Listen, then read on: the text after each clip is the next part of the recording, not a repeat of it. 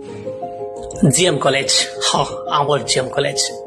आज केतने बदली जाइए दिन थिला मुई भी दिन इन्हें पाठ पढ़ुली आर ए सुजोग पाइली जे पश्चिम ओडिशार गोटे बड़ कॉलेज रे पाठ पढ़वार से समय ने एंता नहीं थी इति चकाचक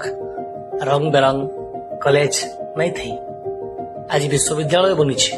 गंगाधर मेहर विश्वविद्यालय पूर्व सरकार ई कॉलेज की केंताकरी आठ टिके दमदार करबे से लगी पड़ी बहुत प्रकार उन्नति होइछे। आज जदि जने पुरना पिला देखबा आखि पुरे के देखुछन विश्वास कर नहीं पारबा से समय ने तो जेन प्रिंसिपल आउथले फटास कोटर दिउथले निजर आखि ते देखि छै हेले आज का इनोवा का समय बदली छै तार संगे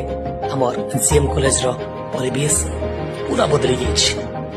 आपन भी थरे आसुन मन भरी गिर देखुन जदि जने पुरना पिला बहुत खुशी लगवा से फीलिंग साजी भी मने मने गुजरू थेसी सबे कहसन हमर ई जीएम कॉलेज सते जनता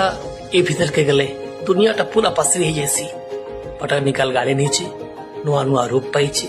और कॉलेज एंता पत्रे बदली छी जे